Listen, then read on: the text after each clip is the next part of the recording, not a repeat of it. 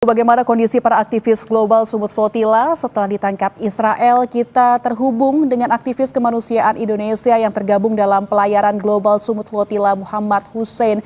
Selamat siang, Mas Hussein. Selamat siang, Mbak Lintang. Iya, semoga dalam kondisi sehat. Bagaimana kondisi aktivis yang sempat ditahan dan dideportasi?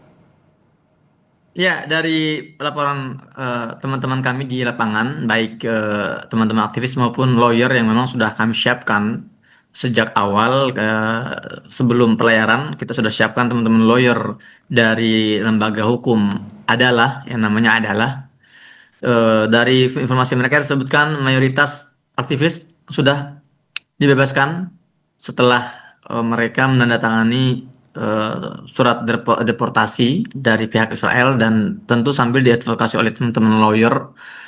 Kemarin contohnya teman-teman dari Malaysia sudah mendarat di Istanbul bersama para aktivis Turki yang juga ditangkap, yang diculik maksud saya.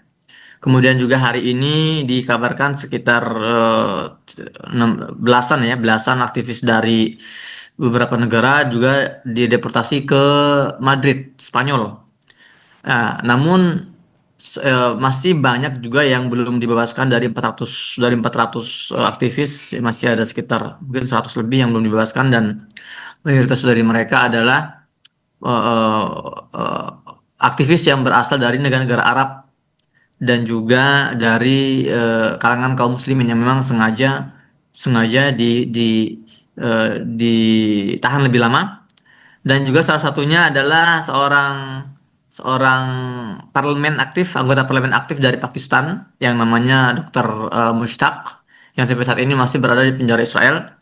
Ya, dia menolak menandatangani surat deportasi ya karena memang teman-teman seperti Dr. Mushtaq ini meyakini bahwa mereka tidak layak deportasi karena mereka masuk secara legal melalui jalur legal dan menggunakan cara-cara yang dilindungi oleh lembaga internasional. Dan juga laporan lainnya adalah teman-teman yang sudah dibebaskan itu menyampaikan berbagai testimoni betapa mereka diperlakukan tidak manusiawi oleh Israel. Sebagian muslimah ya, kaum muslimin muslimat yang dipenjara itu dipaksa untuk melepas hijabnya, melepas kerudungnya, dipaksa untuk menggunakan baju kaos saja tanpa kerudung, dan juga ada yang dirobek bahkan kerudungnya.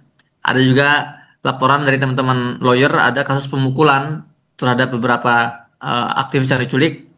Dan juga Greta Thunberg juga kita dengar kabarnya tubuhnya dililit bendera Israel, kemudian dipaksa untuk mencium bendera Israel, dipaksa merangkak juga sambil dijambak rambutnya. Itu adalah testimoni dari teman-teman aktivis yang sudah dibebaskan dan melihat langsung bagaimana perlakuan tidak manusiawi dilakukan oleh Israel terhadap para aktivis kemanusiaan yang diculik. Ya, Mas Hussein, kami tahu itu pasti sangat sulit untuk menghadapi posisi itu, untuk mendapatkan kekerasan-kekerasan seperti itu dan perbuatan yang tidak menyenangkan. Tapi bagaimana dampak psikologisnya sejauh ini, pantauan Anda dari penangkapan ini terhadap para aktivis, terutama mengingat ancaman sebelumnya dari pejabat Israel yang menyebut mereka sebagai pendukung terorisme? Iya, jadi framing narasi seperti itu sudah kita dengar sejak 2 bulan terakhir ketika saya masih di Tunisia, detik-detik menjelang pelayaran sampai ketika kita berlayar pun framing narasi bahwa kami ini adalah aktivis humanitarian yang tidak netral, kami dianggap ya digerakkan oleh gerakan Hamas, ya itu semua kami paham lah, itu permainan mereka, permainan si war mereka yang mereka persiapkan sejak awal untuk menjustifikasi penyerangan mereka terhadap kapal-kapal kami, kapal-kapal GSF.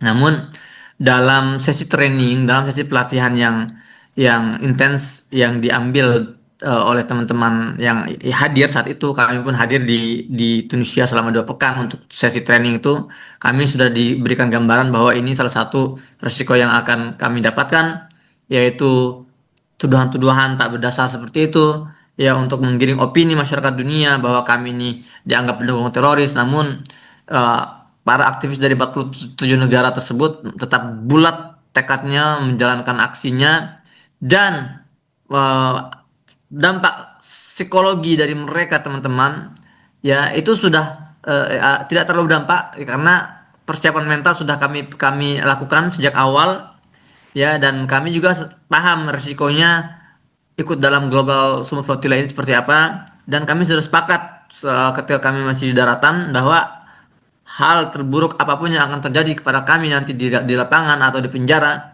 tidak mungkin bisa lebih buruk daripada apa yang sudah dirasakan oleh warga Gaza dalam 2 tahun terakhir. Jadi alhamdulillah semangat mereka masih terlihat antusias, termotivasi, bahkan teman-teman sudah mempersiapkan dari sekarang untuk gelombang selanjutnya kembali melakukan perjalanan menembus Gaza. Berarti resiko-resiko itu memang sudah dipersiapkan jauh-jauh sebelumnya begitu Mas Hussein. Tapi saya mau mengonfirmasi bantuan-bantuan yang sudah disiapkan juga untuk diantar berarti gagal tersampaikan begitu dengan adanya pencekatan dari tentara Israel ini atau seperti apa Mas Hussein? Ya, jadi sudah dikonfirmasi bahwa bantuan-bantuan yang sudah kita siapkan dan kita bawa dengan kapal-kapal kita ini ikut dibajak oleh Israel. Jadi setelah kapal-kapal 42 kapal yang berlayar, 40 dibajak, ada 2 yang akhirnya kita selamatkan, kita kondisikan. 40 kapal ini isinya tidak hanya para aktivis tapi juga bantuan-bantuan kemanusiaan yang sudah kita persiapkan. Semua saat ini kondisinya sedang dalam bajakan Israel, sedang dalam pengawasan Israel, dan kita tidak tahu. Dan biasanya tradisinya Israel itu kalau sudah membajak kapal dan isinya, biasanya mereka tidak akan kembalikan dan mereka akan biarkan bantuan-bantuan tersebut rusak atau expire. Ya, yang penting bagaimana misi mereka dari awal adalah jangan sampai bantuan-bantuan ini sampai ke tangan warga Gaza yang sedang membutuhkan, dan itu bukan hal baru. Mengingat kita juga tahu ada belasan ribu kontainer logistik kemanusiaan yang sudah berbulan-bulan ini terbengkalai di perbatasan Mesir karena Israel melarang otoritas Mesir untuk membuka perbatasan Rafah dan melarang bantuan-bantuan tersebut sampai ke Gaza. Jadi kalau kita melihat track recordnya, historinya, ini hal biasa yang dilakukan oleh Zionis, yaitu menjaga agar bantuan-bantuan kemanusiaan tidak bisa masuk ke dalam wilayah Gaza. Baik Mas Hussein, kita harapkan para aktivis di seluruh dunia yang sedang ditangkap begitu oleh Israel yang mendapatkan perbuatan tidak menyenangkan dikuatkan fisik dan mentalnya sehingga bisa segera dilepaskan, dan aksi-aksi kemanusiaan lainnya bisa kita lanjutkan kembali untuk segera mengirimkan bantuan seutuhnya ke Palestina sehingga bisa dimanfaatkan dengan baik. Terima kasih Muhammad Hussein, aktivis kemanusiaan Indonesia telah berbincang dengan kami.